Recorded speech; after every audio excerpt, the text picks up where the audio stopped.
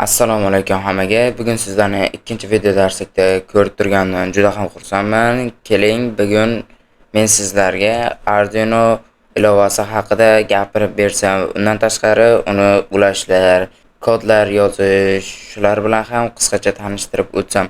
Birinchi bo'lib biz Google Chromedan ushbu saytni qidiruvga yozib olgan bo'lishimiz kerak. Qidiruv berganimizda mana bizga Arduino IDE, ya'ni 2.3.10 versiyadagi dastur kelib chiqadi.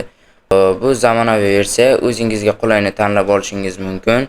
Xo'p, masalan menga 1.8.19 versiya kerak. O'shani yuklab olganman men. Biroz eskiroq, lekin IDEdan unchalik ko'p farqi yo'q. Endi bu saytimizga kirib olamiz. Xuddi mana shunday ochiq. Xo'p, ana endi biz kod yozishni boshlaymiz.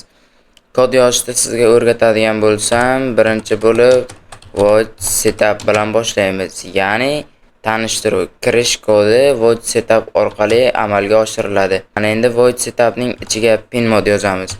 Ya'ni pin oyoqcha mod usul, ya'ni oyoqcha usuli degan ma'noni anglatadi. Bu oyoqcha usuli nima qiladiganlar uchun bu oyoqcha usuli bilan biz istalgan outputdan oyoqcha chiqarib ulashimiz mumkin. Masalan, aytaylik Arduino'ni 2-dan to 13-gacha, ya'ni 12 ta oyoqchasi bor deb olsak, bizga nechinchi oyoqchasi kerakligini yozamiz. Masalan, menga 2-oyoqcha kerak. 2-oyoqchadan output chiqaramiz. Ya'ni mana shu oyoqchadan signal chiqarib olamiz. Ana endi ishlash kodi void loop bo'ladi. Void loop kodida nima qilamiz deganlar uchun aytganimdek ishlash kodi. Ya'ni chiroqni o'chirishimiz, yoqishimiz mumkin. Ana endi chiroqni yonish kodi digital write deymiz. Kodlar tushunarli bo'lishi uchun kodlarni yodlamang. Kodlarni shunchaki mazmunni tushunsangiz, ancha yodingizda qoladi va kodlarni yodlashingiz ham shart bo'lmaydi. Biz 2-oyoqchani yoqib olmoqchimiz. Masalan, 2-1 qilsak yonadi. Lekin bizga kodni o'qishga qulay bo'lishi va xatoni tezroq ko'rish uchun hide berib olamiz.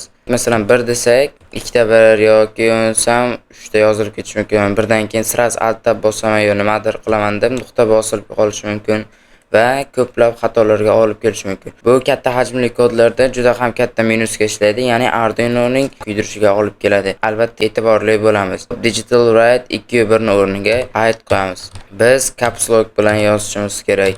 O'shanda mana ko'rib turganingizdek ko'k rangga kirib olgandan bilsak bo'ladi kod to'g'riligini, hide-ni to'g'ri yozganimizni shu yerdan bilsak bo'ladi. Ana endi biz bunga delay orqali millisekundlarda vaqt beramiz. Delay qanday ishlaydi deganlar uchun bu millisekundda hisoblaydi. Masalan, biza 3000 bersak 3 sekund hisobga oladi. Aytaylik 2000 bersak 2 sekund hisobga oladi. O'zingizga yoqqan sekundni berishingiz mumkin. Ana endi biz chiroqni yoqib oldik. Uni qanday o'chiramiz degan savollar uchun digital write deymiz va 2-oyoqchani 0 qilib qo'ysak o'chadi.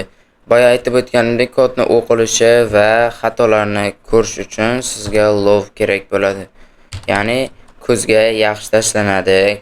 Qayerda xato borligini ko'rishingiz mumkin. Masalan, rangga kirmay qolganini sirazi bilsangiz bo'ladi. Masalan, lovni caps lock bosmasdan kichkina W bilan yozib ketishingiz mumkin yoki shunga o'xshash xatolar qilishingiz mumkin. Ana endi buni ham yoqib oldik. Ana endi bunga delay beramiz, ya'ni vaqt beramiz. 3 millisekundi. Delay orqali biz necha sekund bermoqchimiz? Masalan, 1 sekund o'chib 3 sekund yonsin deganlar uchun mana kod. Yoki bo'lmasam 3 sekund o'chib 3 sekund yonsin deganlar uchun delaylarni o'zingiz moslashtirishingiz mumkin. Ana endi kodni tekshirib olamiz. Kod to'g'ri tekshirilayotgani mana bu yerda boradi. Xo'p, ushbu joyda mana bu yashilcha to'lib boradi va pastdan kod to'g'ri yoki noto'g'riligi chiqadi. Xo'p, hozir kodimizni tekshiryapti. Ana endi natija chiqadi. Ko'rib turganingizdek kodimiz to'g'ri. Hech qanday error qaytarayotgani yo'q. Ana endi biz bu kodni yuborish uchun ushbu tugmani bosamiz. Ammo Arduino'ni ulab olgan bo'lishimiz kerak. Keling, endi Arduino'ni ulash kodini ko'rib chiqsak. Hop, bizga kerakli bo'ladigan narsalar breadboard, ko'rib turganingizdek USB port va Arduino'ning o'zi Shu bilan bir qatorda jumperlar va svetodiod kerak bo'ladi. Svetodiodni plus yoki minusligini qanday bilamiz deganlar uchun oyoqchasi uzunroq bo'ladi. Plus oyoqchasi. Shundan ajratib olishimiz mumkin. Va biz yorqin ranglardan ishlatishimiz kerak plus oyoqchaga. Plusligini bilishni yagona maqsadi mana shu. Ya'ni qaysidan foydalanganingizni bilmaydi ko'pchilik. Shuning uchun qizil yoki olov rang bersak, bu plusga yaqinroq bo'lgan ranglar. Masalan, ko'p ko'rgan bo'lishimiz mumkin. Qizil simlar har doim plus bo'ladi yoki olov rang simlar. Xo'p, ana endi buni qanday ulaymiz? Arduino'ni olamiz. Arduino'ni ko'rib turganingizdek oyoqchalar ketgan mana.